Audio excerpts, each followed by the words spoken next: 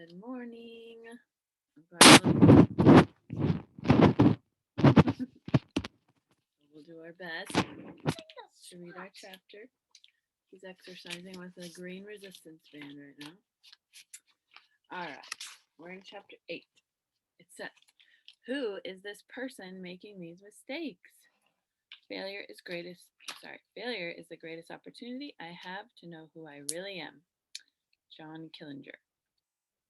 Sometimes great achievement can come only as a result of a period of failure that helps you understand who you really are.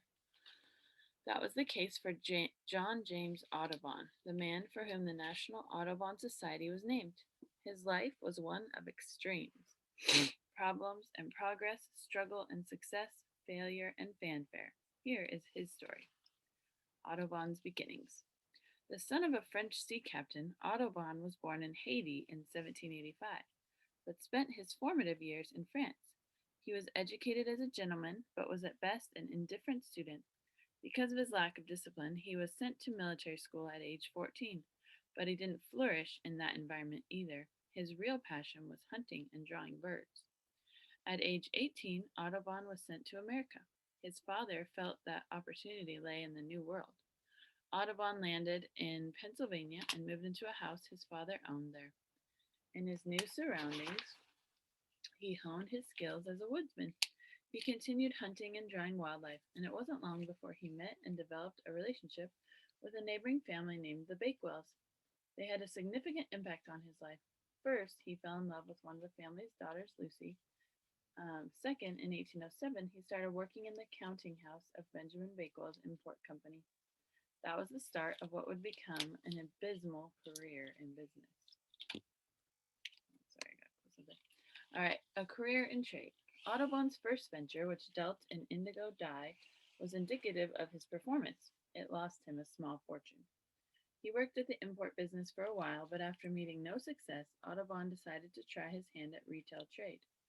Through his father's connections, he hooked up with Ferdinand Rosier, a young French businessman, and the two men headed west to Louisville, Kentucky on the banks of the Ohio River. They set up for business, but met with minimal success.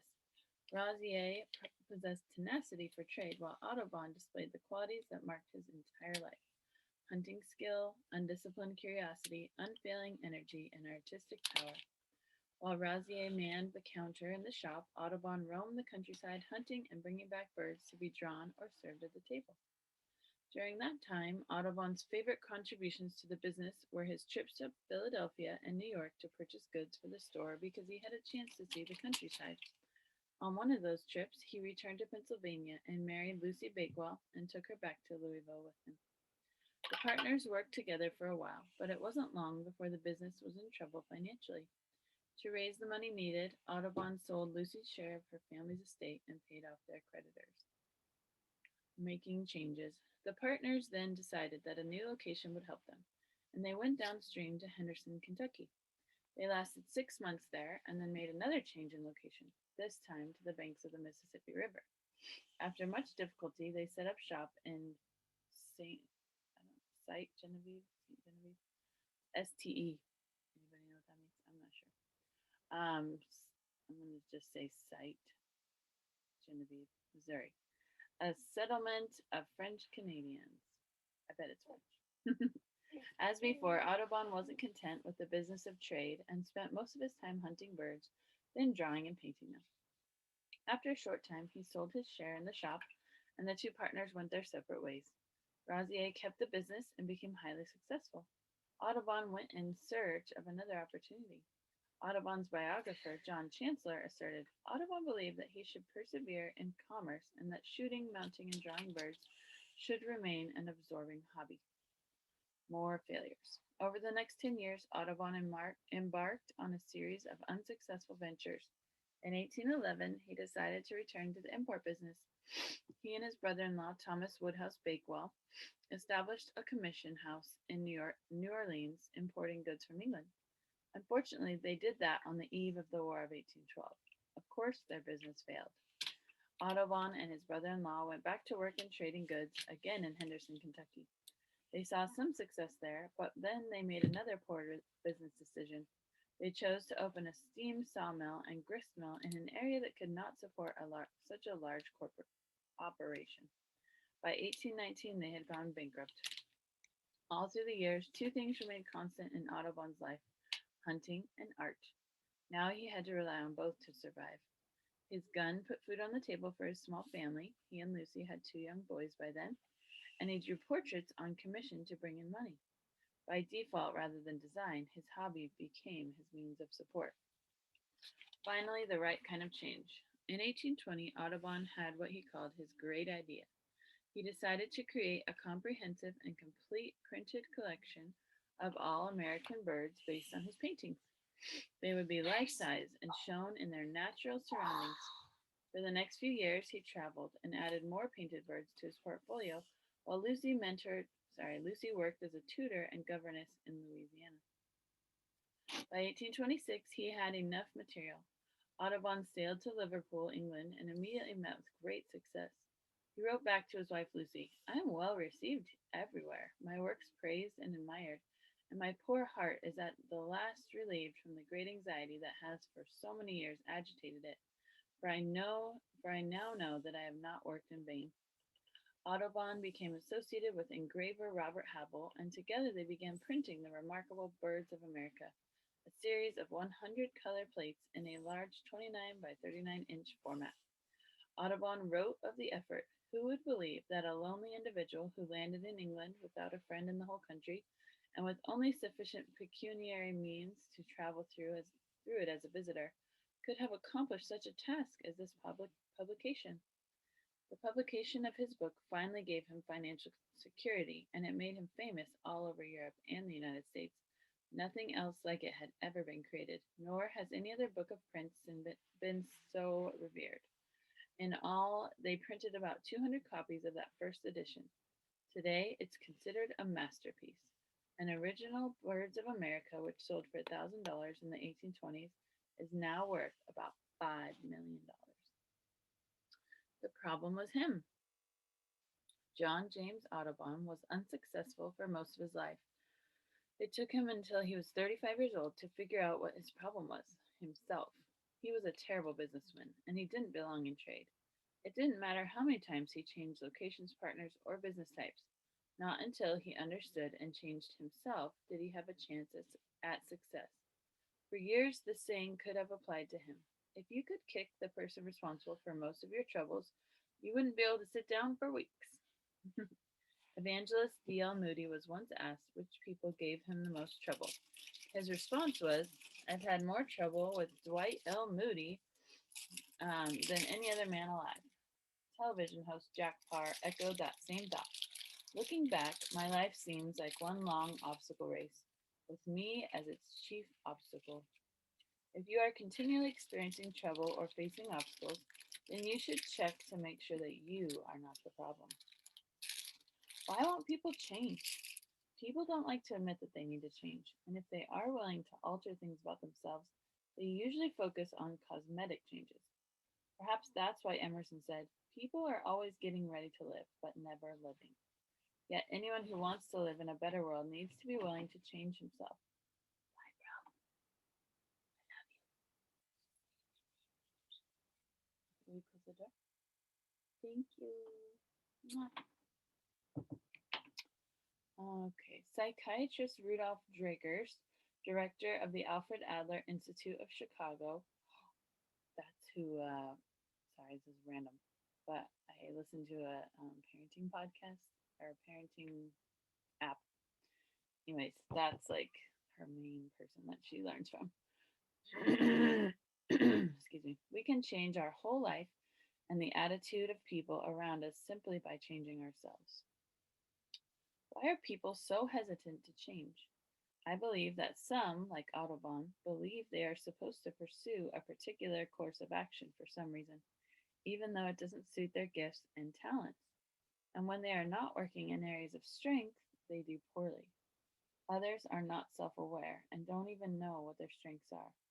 As Ben Franklin noted, there are three things extremely hard: steal a diamond and to know oneself.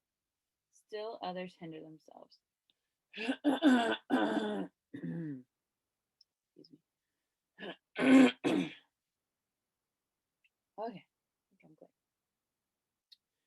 read an article about a 19th century French chess champion named Alexander Deschapelles. He was a great player who quickly became a champion in his region. But when competition got tough, he decided that he would play an opponent only if the person would remove one of Deschapelles' pawns and then make the first move. That way, he would not look bad no matter what happened. If he lost, he could say that he had been at a disadvantage. If he won, he would seem that much he would seem that much more talented. Today, psychologists call that mindset the Deschapelles coup. Um, there's nothing wrong with changing your mind. Psychologist Sheldon Kopp says all of the significant battles are waged within the self. That's true. People wage the greatest battles against their own flaws and failures. For years, John James Audubon must have regarded his desire to grab his gun and sketch pad and disappear into the woods as a fatal flaw because he thought he should be running a business. But when he realized that his gun and notepad were the tools of his business, everything became clear in his mind. Successful television producer and film director Gary Marshall, a self described late bloomer, has experienced more than his share of failures. You're probably familiar with some of his successes, the movie Pretty Woman and television's The Odd Couple, Laverne and Shirley, and Happy Days, but chances are you don't remember some of his other efforts, such as Polanski's Beauties and Me and the Chimp. They were bombs. Most people try to beat down their flaws or deny them altogether, notes Marshall. I've always found it best to say, here are my flaws. Now I have to find something I'm good at. Don't use your flaws as an excuse to quit. Move forward or sideways. Moving forward or sideways. The character Jean Valjean in Victor Hugo's Les Miserables declared, it is nothing to die. It is an awful thing never to have lived. That's what it's like for people who deny their internal flaws, bury them, and then try to pretend that they don't exist.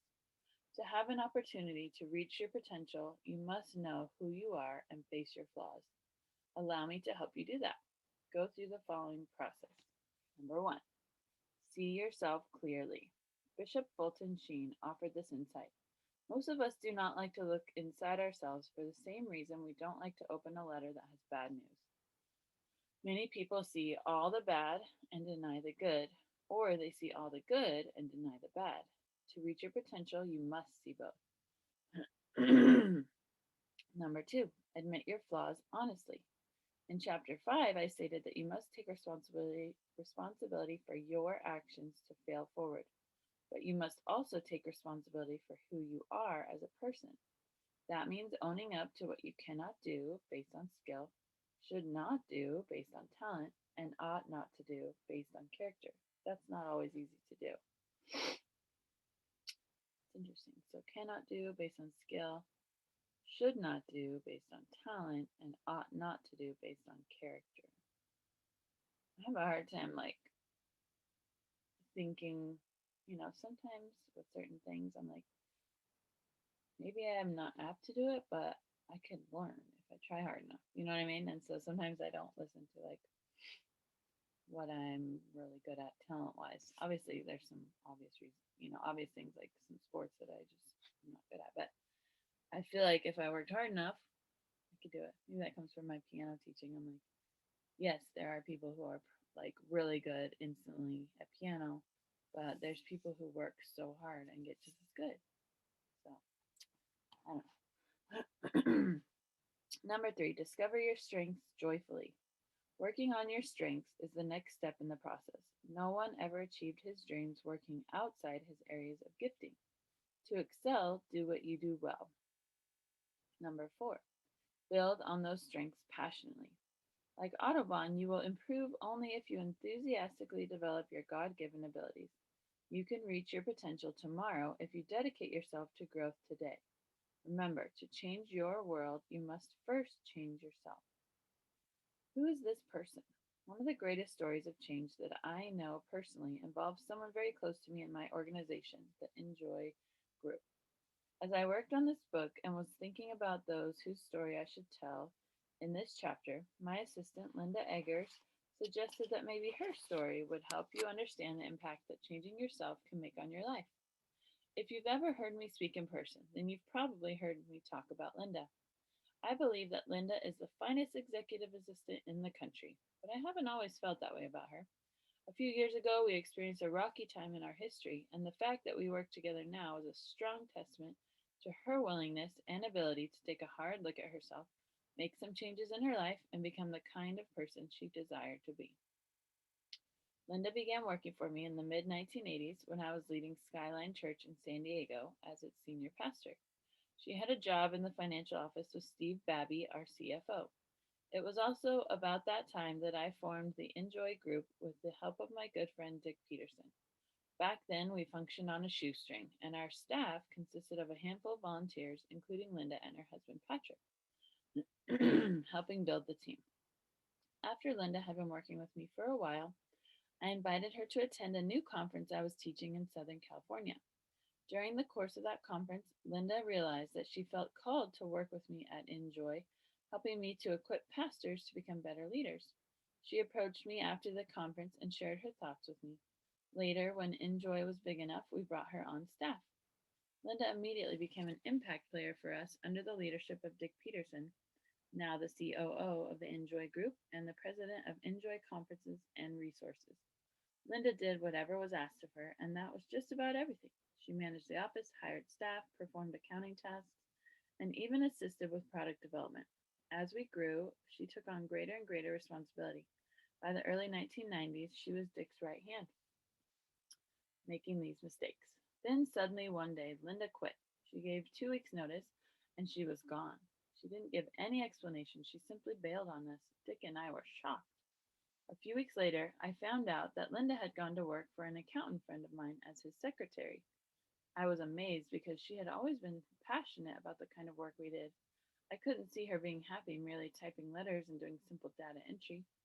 Then something even more surprising happened. I heard that Linda was becoming very negative about me and Enjoy. She wasn't being malicious, but her comments were inappropriate, and that saddened me because I always liked her. Meanwhile, life went on. Dick hired someone to replace Linda, and the company continued its growth. About 8 months later, I got a phone call telling me Linda wanted to see me. On the day that she came to my office, she was shaking, and as she talked, she started to cry. She apologized for all the negative things she had been saying. Then she told me why she quit and what led to her feelings of bitterness. I was working so hard and so many hours, Linda said, that it was killing me. I thought nobody cared. I realize now that I should have gone to Dick or come to you and told you how I was feeling. But I was in performance mode and I was too proud to cry uncle. Then I started a pity me party. John, I'm very sorry. Linda went on to say that it took her only a month at her new job to realize she had made a big mistake. She should have stayed at Enjoy. Ooh, excuse me. Hi. Yeah. Who's not taking a shower? I don't know. I'm not sure. Let me finish. I'm only. She's probably sleeping somewhere. I just. She's not sleeping. She's on the couch. Oh, she's on the couch. And she's sleeping on there. And I Um, wanted her to eat breakfast with me because that's going to take long. I'm almost done. Then I'll help you with breakfast. Okay? You're so cute. You Yes, want to sit right here? yeah, but Okay. you should have stopped the recording It's earlier. okay. They like to hear your cute voice. All right, let me Like, finish this up. Okay. What are you going to do now? I asked. I don't know. I'm not going to stay where I am because I've handled that poorly too. I guess I'm going to look for a job. Would you ever think about coming back to Enjoy? I asked. Do you think you could trust me again? She replied. I don't know, I said. Later that day, Dick told me that Linda had met and apologized to him too. She also apologized to her current employer. Dick and I talked about it, and he offered to hire her back, but it would be in a different capacity. The only thing available at the time was a position taking incoming calls and answering correspondence. It must have been difficult for Linda, who had once been Dick's second in command, but she accepted. For 3 years, Linda worked hard and did everything asked of her with excellence and a positive attitude, and over time, she began to assist Dick more and more, helping make a difference. When I left the pastorate at Skyline in 1995 to devote myself full time to the Enjoy group, I needed to hire a new assistant, and one of the people I considered was Linda. I knew she was highly competent. The only issue I needed to settle was whether I could trust her unconditionally. An executive assistant who works with me has to be capable of running my life, dealing with sensitive and personal information about me and my family, and representing me well with everyone. It didn't take me long to settle the issue. I knew I wanted Linda to be my assistant. Since that day, I've never looked back or doubted her. In fact, if she hadn't courageously suggested I tell her story, it never would have occurred to me to share it. After Linda started working with me again, she told me something interesting. From the early days when I worked at Skyline back in '86, she said, I always believed that someday I would be your assistant. And to think that I almost blew it. The turning point for me was the day I looked at myself in the mirror and realized that I needed to make some changes in my life, starting with my attitude. If I hadn't, I never would have gotten the opportunity to do the work that I believe God put me here to do. Today, Linda is awesome. I marvel at what she's capable of doing. And every time I make a positive impact on anyone with a conference or book, she is part of it. I wouldn't trade her for anyone else in the world. As you read this, if you are not happy with your current job, family situation, or life, look first at what you can change in yourself before trying to alter your circumstances. And recognize this: not realizing what you want is a problem of knowledge. Not pursuing what you want is a problem of motivation. Not achieving what you want is a problem of persistence. If you know who you are, make the changes you must in order to learn and grow, and then give everything you've got to your dreams. You can achieve anything your heart desires. So, here's the application. Your eighth step to failing forward: change yourself, and your world changes. Sam Peoples Jr. says, the circumstances of life, the events of life, and the people around me in life do not make me the way I am, but reveal the way I am. Take some time to discover who you are by examining your weaknesses and strengths. First, list evident weaknesses or flaws. My weaknesses. So you write your personal observations, observations from those closest to me, observations from other people. Weaknesses require change. If something you listed falls into the category of attitude or character, you need to do an about face, as Linda Eggers did. It may require an apology, restitution, or changes in lifestyle. If a weakness you listed has to do with an absence of talent or skill, then you may need to make adjustments in your priorities, goals, or career. Now think about your strengths. List the gifts, talents, opportunities, and resources you possess. So my strengths, and then there's giftedness, skills, opportunities, and resources. Develop a plan that will allow you to build on the strengths and maximize your potential. Remember, you cannot change without unless you change within. Change yourself and your whole world changes. Here's our recap of the steps. Number 1, realize there's one major difference between average people and achieving people. Number 2, learn a new definition of failure. Number 3, remove the you from failure. Number 4, take action and reduce fear. Number 5, change your response to failure by accepting responsibility. Number 6, don't let the failure from outside get inside you.